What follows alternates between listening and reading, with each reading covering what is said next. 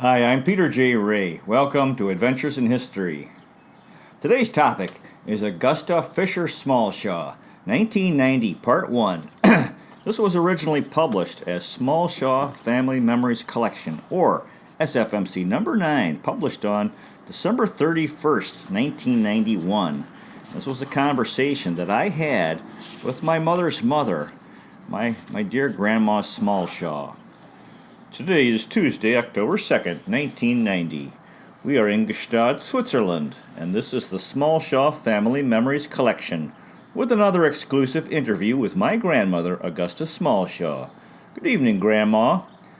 Good evening, Peter. Now, the first thing I thought we could talk about is your recollections of Ruth and Bud, your children when they were small and as babies, as infants, as children, as teenagers. I think that would be interesting for our readers. So I guess we'll start off with Ruth. When she was a little baby, what do you remember about her? Well, Ruth was born in Estevan, Saskatchewan, Canada on September the 20th, 1924. She was born in Grandma Smallshaw's home. Dr. Allen attended me, and she was a wonderful little baby, a beautiful, fat little baby girl. We had quite a time, the whole family. My husband's mother and father and sisters and brothers all took turns in trying to find a name for her. My father-in-law decided that I couldn't do better than to name her Ruth, because Ruth was a good woman in the Bible. She weighed 7 pounds, and Grandma Smallshaw gave her her first bath. When she bathed her, she held her up to the Lord, and she asked God that this child would be a blessing to her parents, and she was, and she has been, and she still is. When she was 3 years old, I discovered that I was going to have another baby, and I prayed that my next baby would be a boy, and that he would be tall, because I like tall men, and that he would not have red hair like Ruth and I, because red hair is all right for a woman, but I don't like red hair on a man. What was Ruth like as a little baby?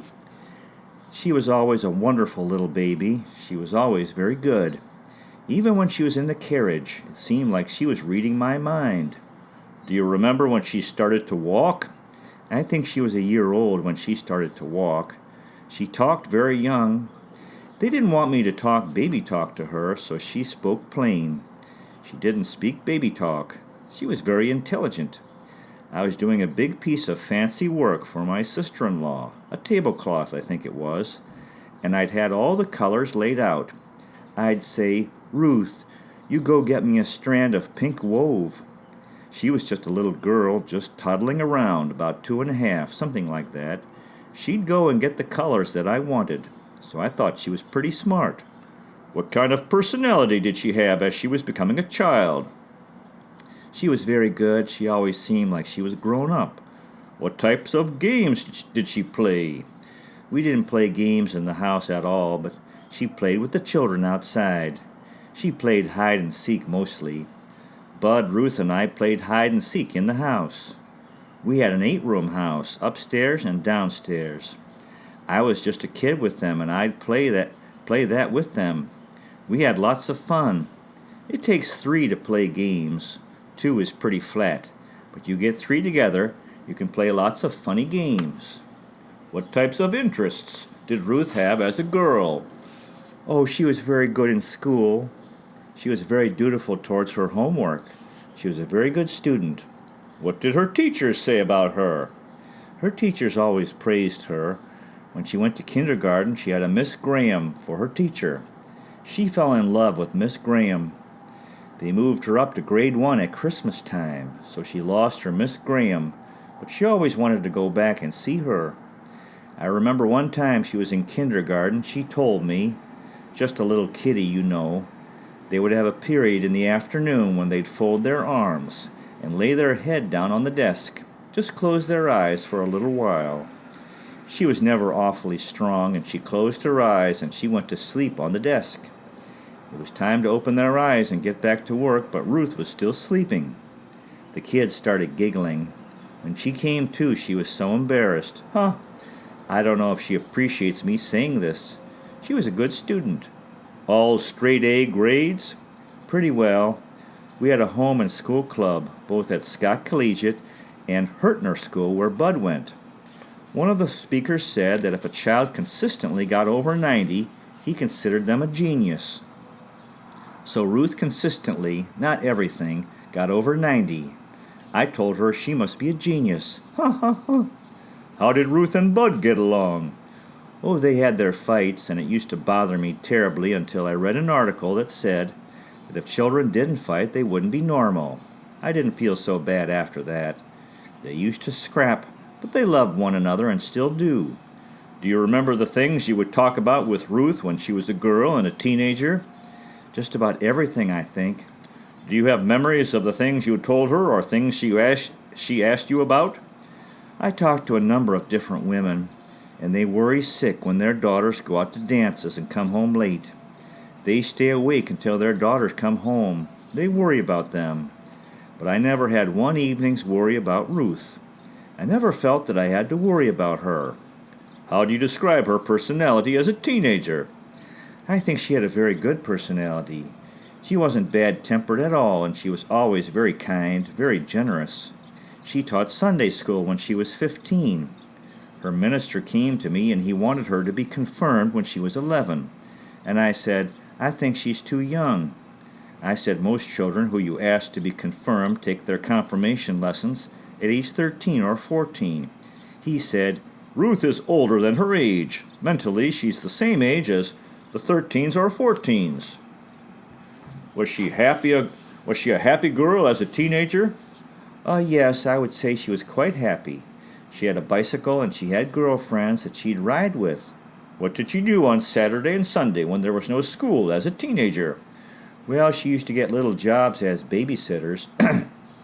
Sometimes in the evening, she'd babysit, and I never liked her to babysit late at night because she had to go to school the next day, and she was never an awfully strong person.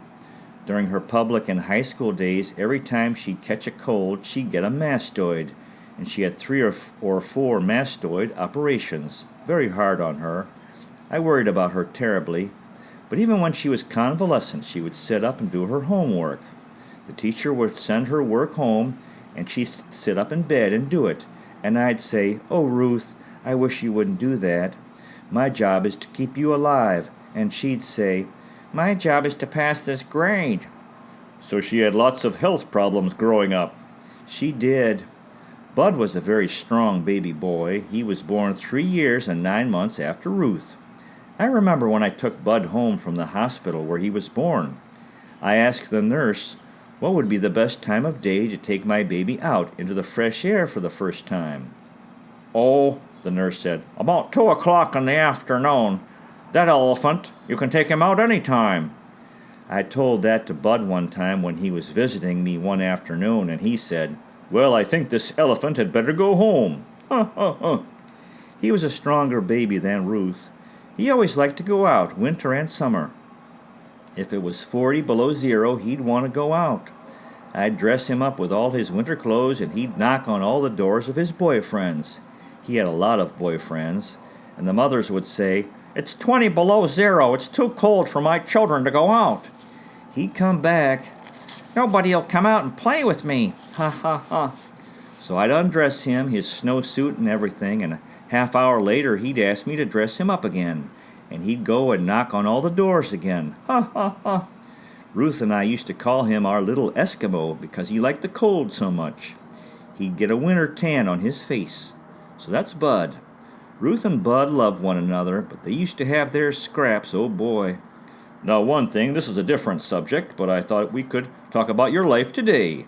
I think that would be interesting, and because I don't think we've really talked about your life as it is today. First of all, how have you been enjoying your visit here in Switzerland?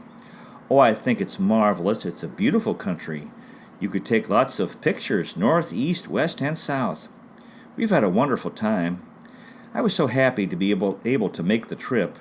I was very doubtful for a long time. One day I'd decide I would come. Another day I decided it was too much for me because I flew 16 hours. I was in Regina Airport at 11 o'clock and took the plane to Toronto, about 4.5 hours. I was in Toronto about an hour and a half. I phoned my granddaughter in Toronto and had a nice little chat with Janet. then on the plane at 5:45, and I didn't get to Zurich, Switzerland till about 8 o'clock in the morning. How did you find it a tough flight? I found it pretty tedious. I couldn't sleep on the plane. What did you do on the plane? Just sit in your chair?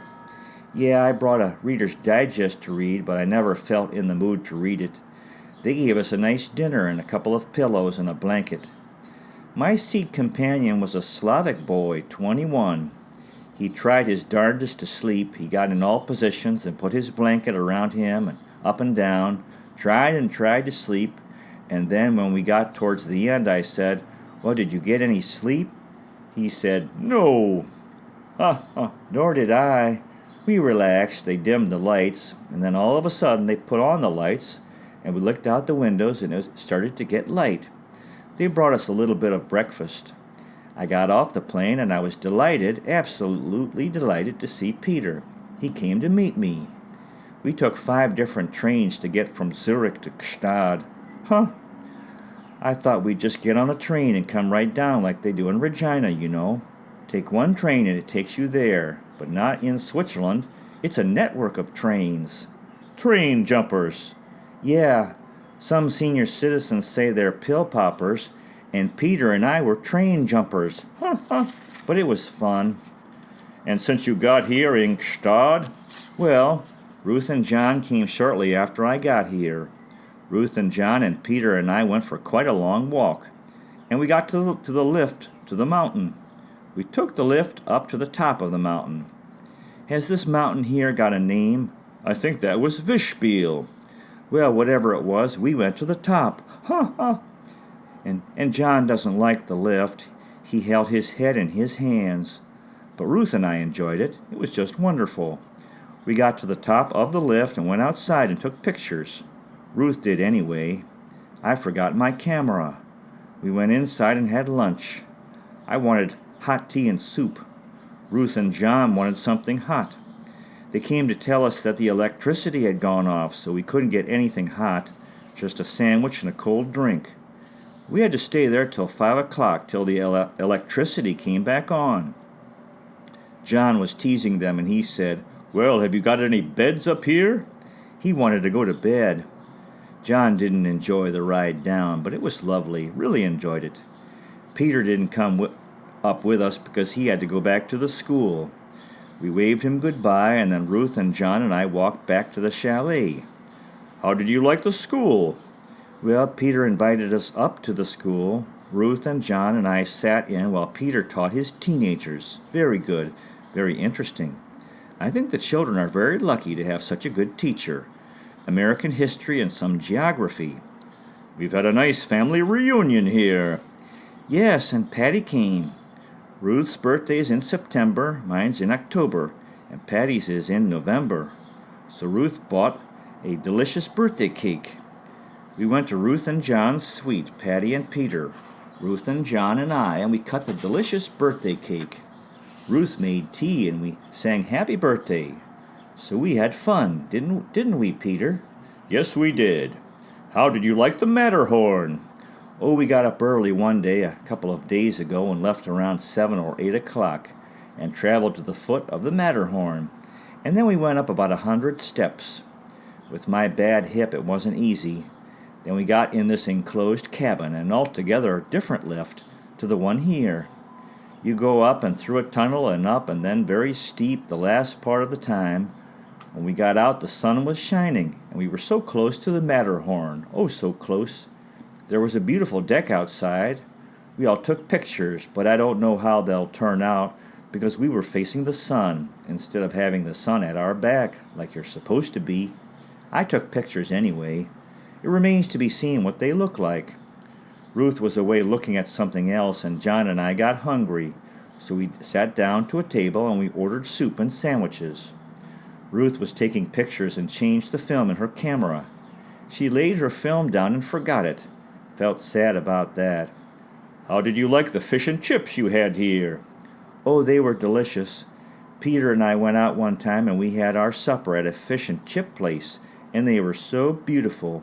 Small pieces of fish in a batter, and the chips were nice and fresh and hot and brown.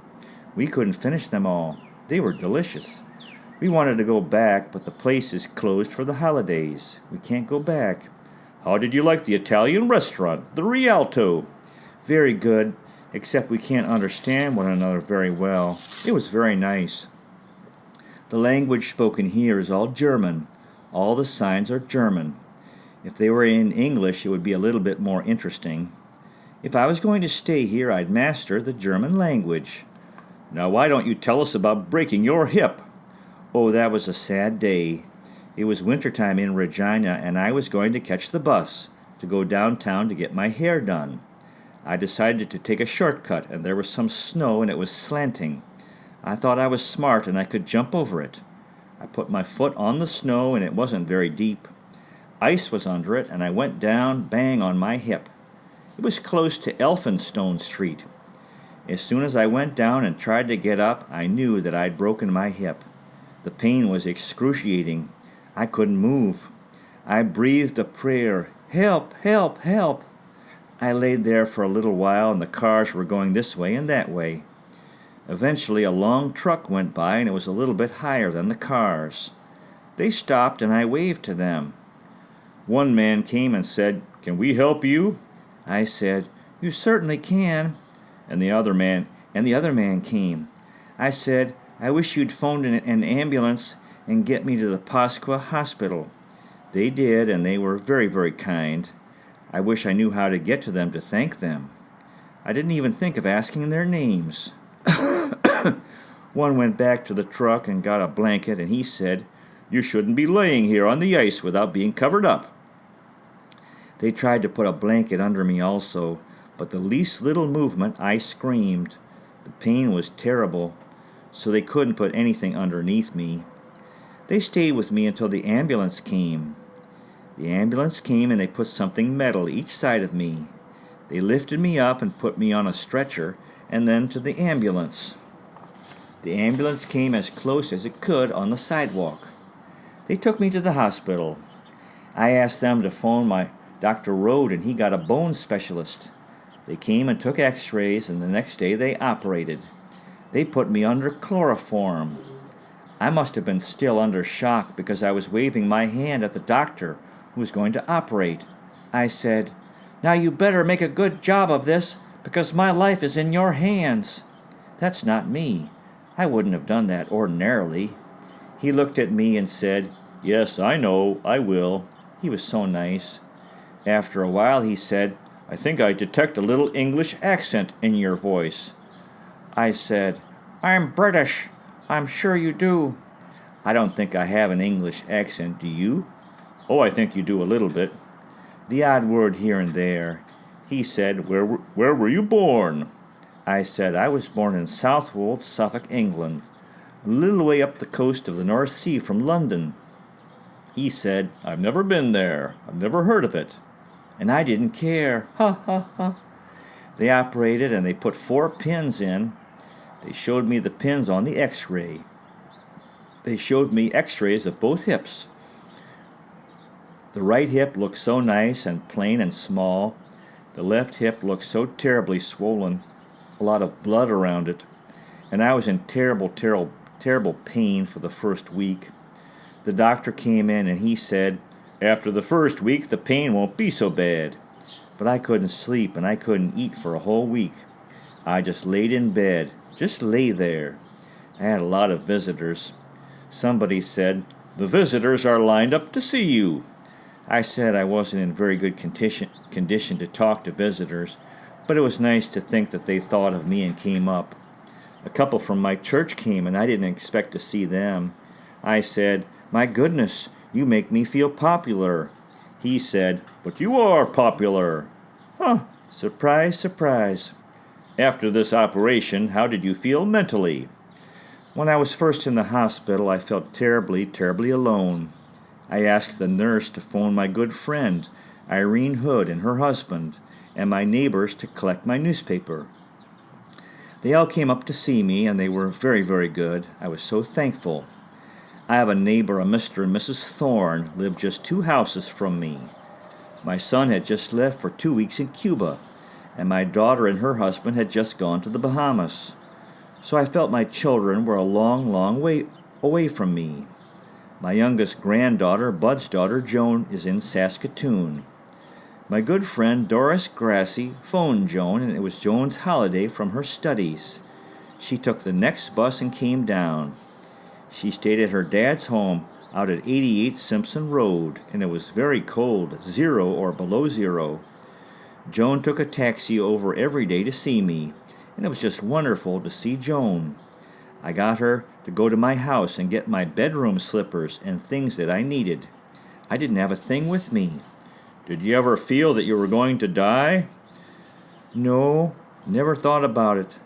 This friend of mine that I play bridge with, when she heard that I'd fallen, she said, "Oh, that's the end of Gus." I never thought that I would die. Were you ever discouraged and felt you wouldn't recover? No.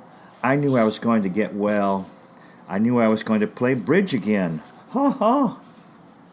Well, that concludes today's presentation. Augusta Fisher Smallshaw, 1990, Part 1. Good luck to you with your efforts in family history if this interests you, finding, preserving, and sharing old letters, diaries, and photographs, and interviewing elderly relatives while they're alive. Thank you so much for watching. I really appreciate it. God bless you. Take care. And I'll see you next time.